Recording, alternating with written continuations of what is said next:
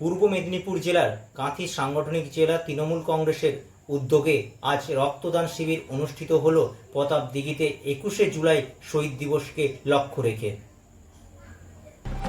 অমর 21শে জুলাইকে সামনে রেখে জেলার সর্ববৃহৎ রক্তদান শিবিরের আয়োজন করা হলো। শনিবার দুপুরে পূর্ব মেদিনীপুর জেলার পটাশপুর 2 ব্লকের প্রতাপদিঘি কোঅপারেটিভ রাইস মিলে কাঁথি সাংগঠনিক জেলা তৃণমূল কংগ্রেসের উদ্যোগে রক্তদান শিবিরের আয়োজন করা হয়।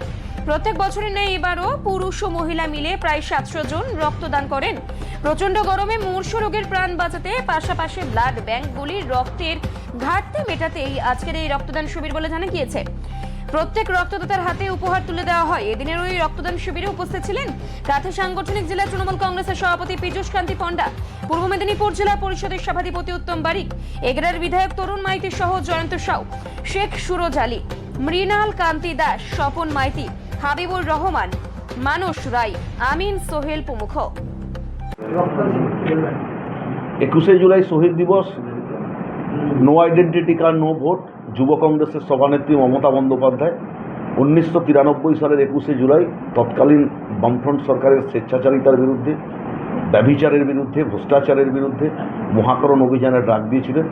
আর নির্মম, নির্লজ্জ, অমানবিক শোষণ, সন্ত্রাস সংগঠিত করেছিলেন। স্বাধীনতার পীঠস্থান, বিপ্লবের তীর্থক্ষেত্র, সংগ্রামীদের তীর্থভূমি, এই পবিত্র ভূমির ওপরে তৎকালীন বাংলার মার্ক্সবাদী কমিউনিস্ট পার্টির কমরেডদের পুলিশ। আর সেদিনকে 13 জন তাজা তরুণ যুবক শহীদ হয়েছিলেন।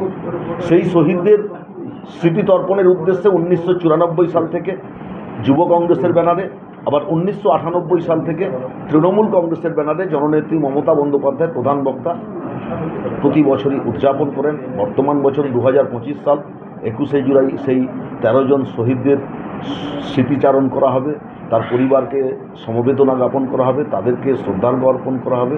আর তাকে সামনে রেখে কাঁথি সাংগঠনিক জেলা তৃণমূল কংগ্রেস আজকে সেই শহীদদের স্মৃতির উদ্দেশ্যে স্বেচ্ছায় রক্তদান শিবির আয়োজন করেছে।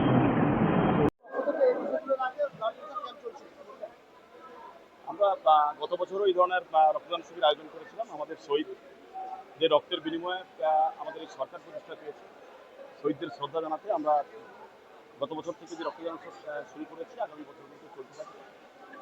এটা শহীদদের শ্রদ্ধা সম্মান জানানো। রক্তদান জীবনদান। আমরা প্রত্যেকে নিজের জন্য বাঁচি, আর রক্তদান করাই মানে অপরের জন্য বাঁচা। সকলে তো নিজের জন্য বাঁচে, যারা ব্যতিক্রমী হয় তারা মানুষের জন্য বাঁচেন। যারা এখানে রক্তদান উৎসবে সামিল হয়েছেন, রক্তদান করছেন, তারা মানুষকে বাঁচানোর জন্য রক্তদান করছেন। আমরা জেলা তৃণমূল কংগ্রেসের পক্ষ থেকে সকলকে কৃতজ্ঞতা জানাই। লক্ষ্যমাত্রা 700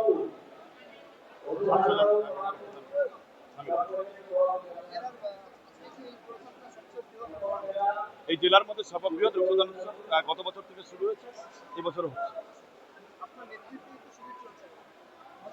আমাদের যৌথ নেতৃত্ব, মানুষের